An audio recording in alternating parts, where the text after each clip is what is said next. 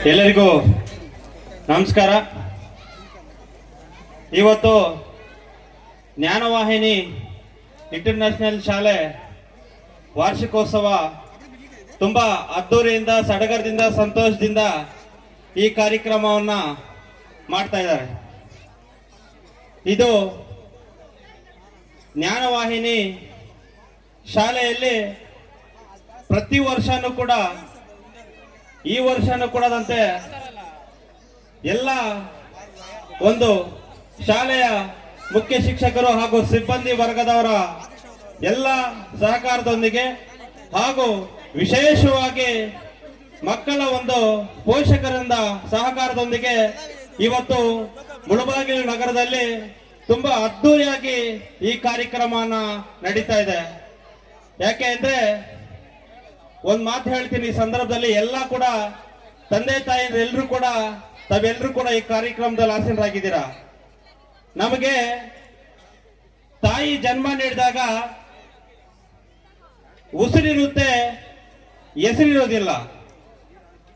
ಅದೇ ರೀತಿ ಮಗು ಬೆಳೀತಾ ಬೆಳೀತಾ ಬೆಳೀತಾ ತಂದೆ ತಾಯಿಂದರಿಗೆ ಹಾಗೂ ನಮ್ಗೆ ಪಾಠ ಹೇಳ್ಕೊಟ್ಟಿರುವಂತಹ ಗುರುಗಳಿಗೆ ಎಲ್ಲರಿಗೂ ಕೂಡ ಒಂದು ಕನಸಿರ್ತದೆ. ಶಾಲೆಯಲ್ಲಿ ಮಗು ಓದ್ತಿದೆ, ತಂದೆ ತಾಯಿಗಳ ಮಗುವನ್ನ ಬೆಳೆಸ್ತಿದ್ದಾರೆ, ಎಲ್ಲರಿಗೂ ಕೂಡ ಕನಸು ಒಂದೇ, ನನ್ನ ಮಗು ಜೀವನದಲ್ಲಿ ಒಂದು ಒಳ್ಳೆಯ ಒಂದು ವಿದ್ಯಾಭ್ಯಾಸವನ್ನ ಪಡ್ಕೋಬೇಕು, ನನ್ನ ಮಗು 4 ಜನಕ್ಕೆ ಸಹಾಯ ಮಾಡುವಂತ ವಿದ್ಯಾವಂತನಾಗಬೇಕು, ಒಳ್ಳೆ ದಾರಿಯನ್ನ ಹುಡುಕೋಬೇಕು, ಮತ್ತೊಬ್ಬರಿಗೆ ಯಾರು ಕೂಡ ತೊಂದರೆ ಮಾಡದಂತೆ ಬೆಳಿಬೇಕು ಅನ್ನೋ ಮನೋಭಾವನೆ ತಂದೆ ತಾಯಿಂದ್ರಲ್ಲಿ ಮತ್ತೆ ನಮ್ಗೆ ಪಾಠ ಹೇಳ್ಕೊಟ್ಟಂತ ಗುರುಗಳಿಗೆ ಒಂದು ಕನಸಿರ್ತದೆ. ಸ್ನೇಹಿತರೆ, ಈ ಭೂಮಿಯನ್ನ ನಾವು ಬಿಟ್ಟು ಹೋದಾಗ ನಮಗೆ ಹೆಸರು ಇರ್ತದೆ, ಉಸಿರು ಇರೋದಿಲ್ಲ. ಹಾಗಿರುವಾಗ ನಾವೆಲ್ಲರೂ ಕೂಡ ಹೆಸರು ಇರುವಂತಹ ಕೆಲಸಗಳನ್ನ ನಾವೆಲ್ಲರೂ ಕೂಡ ಮಾಡಬೇಕಾಗುತ್ತೆ.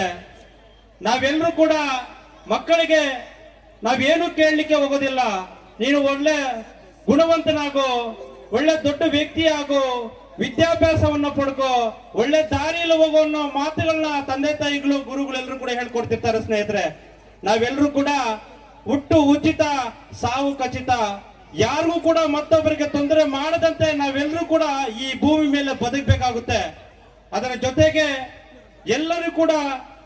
ನಾವೆಲ್ಲರೂ ಕೂಡ ಬಡತನದಿಂದ ಬಂದವರು, ಯಾರು ಕೂಡ ದೊಡ್ಡ ಶ್ರೀಮಂತರಿಂದ ನಾವೆಲ್ಲರೂ ಕೂಡ ಯಾರು ಬಂದಿಲ್ಲ. ಬಡತನದಿಂದ ಬಂದವರು ಬಡತನವನ್ನ ಪ್ರೀತಿ ಮಾಡಬೇಕು, ಬಡತನವನ್ನ ಪ್ರೀತಿ ಮಾಡಬೇಕು. ಬಡತನದಿಂದ ಯಾರು ಪ್ರೀತಿ ಮಾಡಿ ಮುಂದೆ ಹೆಜ್ಜೆನ ಇಟ್ಕೊಂಡು ಸಾಕ್ತಾರೆ, ಅವ್ರು ಈ ಒಂದಲ್ಲ ಒಂದಿನ ನಾವೆಲ್ಲರೂ ಕೂಡ ಸಾಕಾರ ಆಗ್ತೀರಿ.